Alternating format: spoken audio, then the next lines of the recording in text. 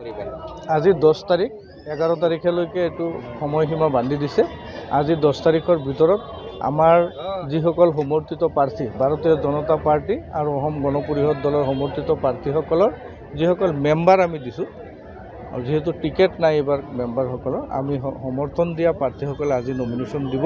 এইটো Singimari development block আৰু লাউখা Borajan development ব্লকত আমাৰ মেম্বাৰসকলে নমিনেশ্যন দিব। এইখিনি আমাৰখিনি আমি আজি শান্তিপূৰ্ণভাৱে মনোনয়ন দাখিল কৰিবলৈ আহিছোঁ। পৰিৱেশ খুব ভাল, ইয়াতে মানুহৰ ৰেছপন্স খুব ভাল। আমি ভাবিছোঁ এইবাৰ পঞ্চায়ত নিৰ্বাচনত চামগুৰি সমষ্টিৰ পৰা ভাৰতীয় জনতা পাৰ্টি আৰু অসম গণ পৰিষদ দলৰ মিত্ৰজোঁটৰ জয় নিশ্চিত হ'ব। ৰাইজলৈ কি বাৰ্তা দিব? ৰাইজক আমি আহ্বান জনাম যে আজি যিহেতু মনোনয়নৰ দিন, কোনেও হাল্লা হুলস্থুল কৰিব নালাগে, শান্তিপূৰ্ণভাৱে নমিনেশ্যন প্ৰক্ৰিয়াটো সমাপ্ত হ'ব লাগে। অহাকালি আমাৰ আঞ্চলিক সদস্য আৰু জিলা পৰিষদৰ মেম্বাৰসকলৰ নমিনেশ্যন হ'ব, সেইটো আমি শান্তিপূৰ্ণ হোৱাটো কামনা কৰিছোঁ। আমি প্ৰশাসনৰ লগতো কৈছোঁ যে শান্তিপূৰ্ণ পৰিস্থিতিত নমিনেশ্যন হ'ব লাগে, মানুহখিনিক ইমান ভিৰ কৰিব নালাগে, যাতে শান্তিপূৰ্ণভাৱে নমিনেশ্যন প্ৰক্ৰিয়াটো যদি হৈ যায়, আৰম্ভণি যাৰ ভাল শেষতো ভাল হয়।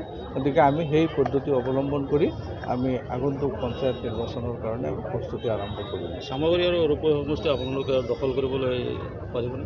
অকল চামগুৰি আৰু ৰূপহী নহয়, চামগুৰি ৰূপহী ঢিঙৰ লগতে অসমৰ যিমান মুছলমান অধ্যুষিত সমষ্টিত আছে, এইবাৰ আপোনালোকে চাব এই মিত্ৰজোঁটৰ প্ৰাৰ্থীসকলৰ জয় নিশ্চিত হ'ব। ৰাইজৰ স্বতঃস্ফূৰ্ত সঁহাৰি লাভ কৰিছে? ৰাইজৰ স্বতঃস্ফূৰ্ত সঁহাৰি আমি পাইছোঁ। আপোনালোকেও দেখিছে যে ইয়াতে আমাৰ মিত্ৰজোঁটৰ প্ৰাৰ্থীৰ বাহিৰে এতিয়া এজনো অন্য দলৰ প্ৰাৰ্থী আমাৰ এই ব্লক কেম্পাছত আহি পোৱা নাই। আমি ভাবিছোঁ তেওঁলোক হয়তো নাই।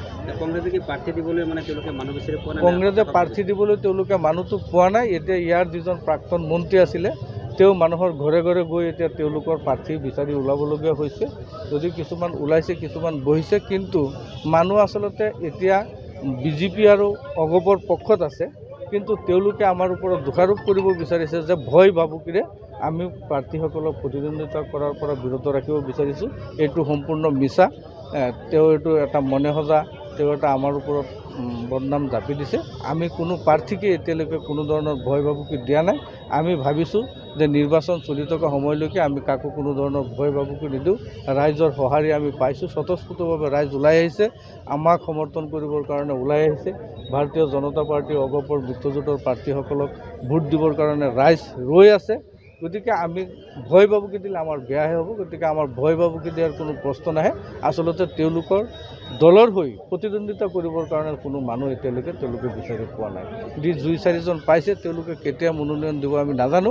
তেওঁলোকে আমি কামনা কৰিছোঁ, আহ্বান জনাইছোঁ, আপোনালোকে ওলাই আহক, আহি পেলাই শান্তিপূৰ্ণভাৱে আপোনালোকেও মনোনয়ন দিয়ক, আমি সেইটোৱে কামনা কৰিছোঁ। Thank you. যিকোনো খবৰৰ বাবে যোগাযোগ কৰক 7099017330 লগতে 7099017110 নম্বৰত।